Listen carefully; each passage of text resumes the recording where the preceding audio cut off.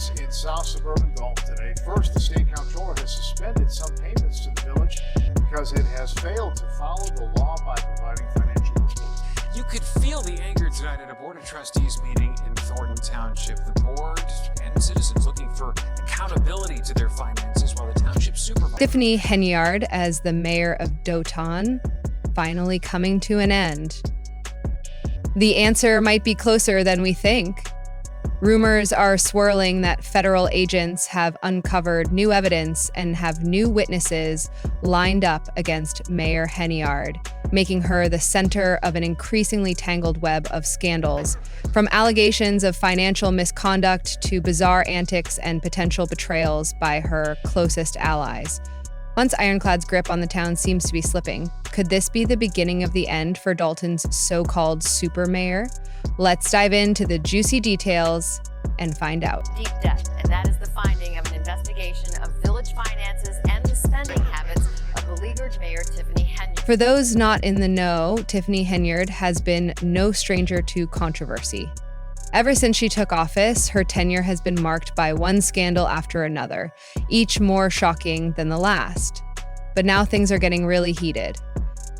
The FBI is in town, subpoenas are flying, and sources close to the investigation say Henyard could be facing an arrest warrant any day now. The word on the street is that the feds have dug up some dirt that could finally put Henyard behind bars. And get this, some of that dirt is coming from one of her own. One way that the government always does it is to go and investigate people around her. That's what they're doing. Enter Lacy, the disgraced deputy police chief and one-time staunch supporter of Henyard. Once a loyal ally, Lacy is now at the center of his own legal drama, having been indicted on 9 counts of bankruptcy fraud, making false statements, and even perjury. The allegations against Lacy are serious, but what's even more intriguing is the speculation that he might be cooperating with authorities to save his own skin. Meaning, he might be cooperating with authorities to save his own skin. If that's true, he could be spilling all sorts of tea about Hen's dealings. And if that happens, Henyard might just find herself out in the cold. Well, Mr. Lacy is absolutely not guilty of all 9 counts. I believe he's cooperating, and if you cooperate, you have to admit your guilt first. Think about it.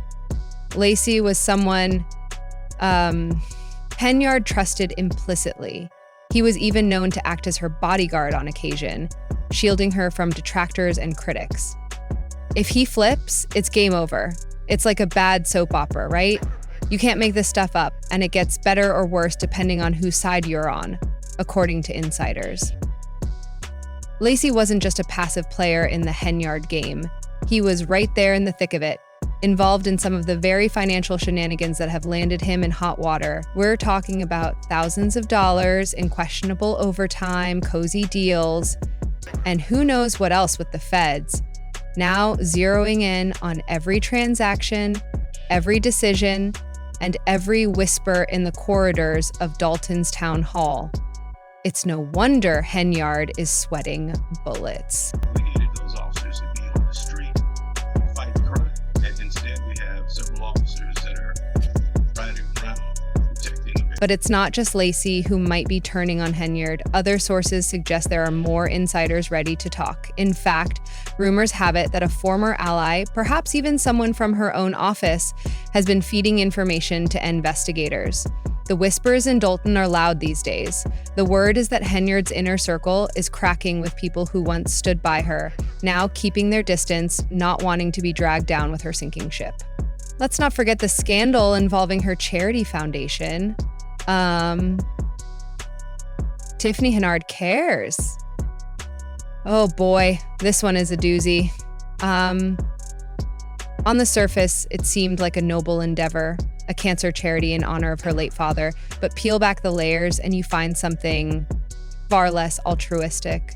The charity has been accused of some serious mismanagement. We're talking about a lack of proper registration with the Attorney General's office and absolutely no transparency about where the money is going. And then there's the cease and desist order, that's GHT, The Illinois Attorney General's office hit Henyard Charity with a cease and desist order after it became clear that the foundation was operating without the required paperwork. A charity that doesn't even bother to file the right documents. But it saddens my heart that you are up here at this special meeting and not downstairs. And then there's a juicy bit about her spending habits. Remember the $33,000 she allegedly dropped in a single day on Amazon? That's right, folks. One day, $30,000, all on the taxpayer's dime. And that's just the tip of the iceberg.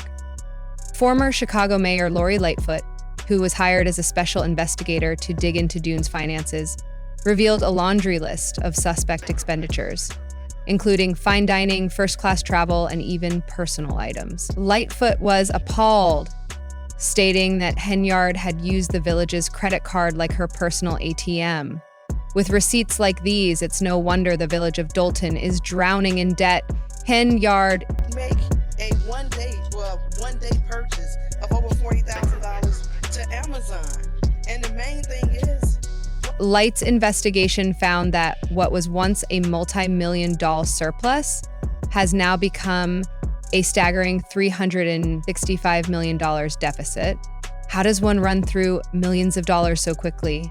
By living large, of course, lavish trips, luxury hotels, you name it, Henyard spared no expense. She even built taxpayers for a series of political junkets, a fancy term for what most of us would call a vacation. And these weren't just any junkets. Oh no. These were trips to New York, Atlanta, and other hot pots, racking up tens of thousands in hotel bills, including a 9,000 347 stay at the Four Seasons in Atlanta. We mean, come on, who does that? And all this while the village is sinking deeper into payments to the village until they get their financial house in order. Mendoza didn't mince words when she called out Henyard's behavior, describing it as disrespectful to the people of Dalton, and who could disagree? The town is falling apart while the mayor lives like Oily Bay. It's like a scene from a reality TV show, except the consequences here are all too real, and let's not forget how Henyard got here in the first place. A story of ambition, manipulation, and some would say deceit. Tiffany Henyard wasn't always the embattled mayor we see today. She started with high hopes and big promises. She became the mayor of Dalton in 2021, riding a wave of support. She was young, charismatic, and promised to clean up the town's act. But as time went on, the promises turned to dust. Instead of transparency, there were cover-ups. Instead of accountability, there was arrogance.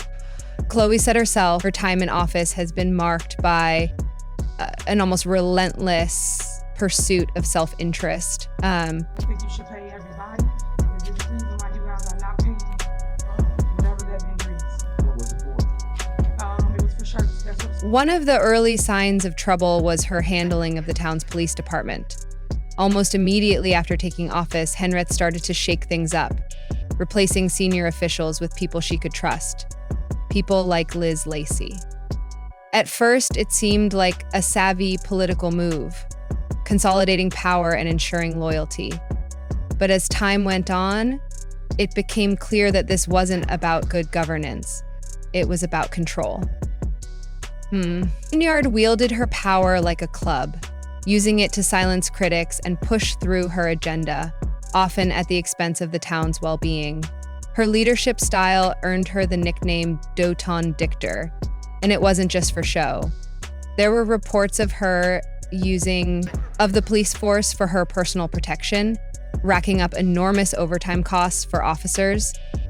Some say she ran the town like her own personal fief, and there's plenty of evidence to back that up. It's almost tragic in a way. Here's someone who came into office with a promise to bring about change, and yet all she brought was chaos.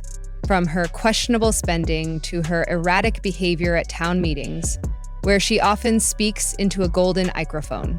No less Henyard has done little to inspire confidence. Instead, she has left a trail of mistrust. I'm to get invoices, but those invoices lead to more questions.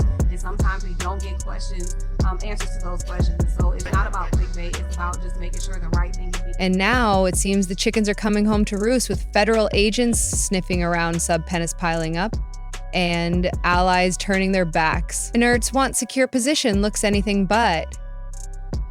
The rumors are flying fast, and the people of Dalton are getting restless. They want answers. They want answers. They want accountability. And most of all, they want a mayor who isn't constantly in the headlines for all the wrong reasons. The manpower was just very stressed and critical to the point of almost breaking.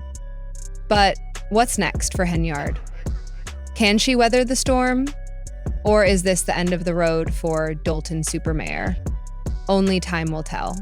But one thing is clear, things are not looking good with every new piece of evidence, every fresh allegation. The walls are closing in, and as they do, the people of Dalton are left wondering, was it all worth it for Henyard?